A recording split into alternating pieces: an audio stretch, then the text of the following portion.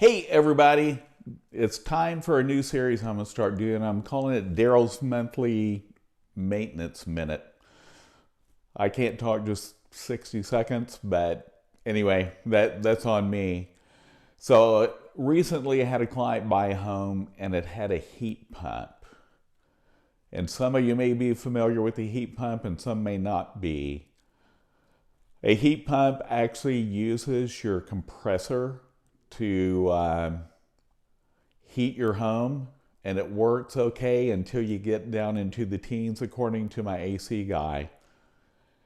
And most of the time, when you have a heat pump, you'll have a thermostat that will show emergency heat.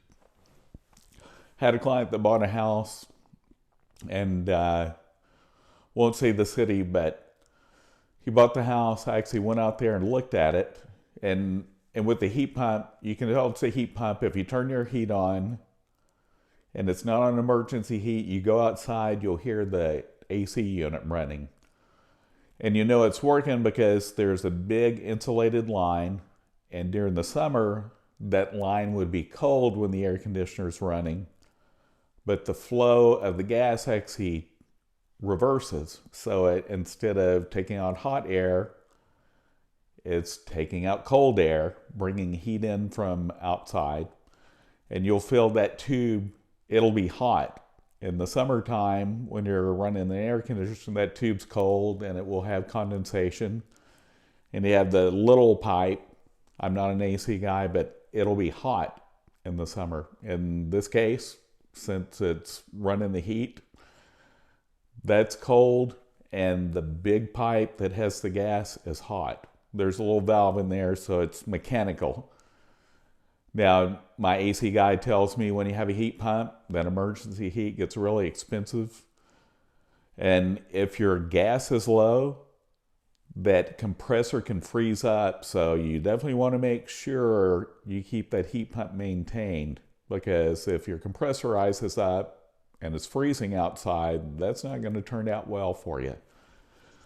And he also tells me when it's about 19 degrees is when you need to switch to emergency heat. Now, my client, his thermostat did not have a switch for emergency heat, so he actually had to go online and research his particular thermostat, and he found out he had to push a couple buttons in a certain sequence, and then he chose a code, and that right there made the heat pump, he made it go to emergency heat. He was cold. It was 60 degrees in his house. I went over. We didn't figure out then, but I played around with it. And then he, within a few minutes after I left, went and found online.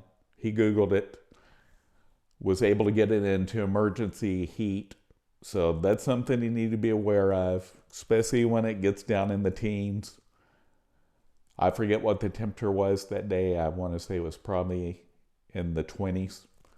So just know when you get below 30, that heat pump, it doesn't work very efficiently, and you need an emergency heat, and that can be expensive, but it is what it is. That's why I prefer gas. Anyway, that's my maintenance minute for the month of February.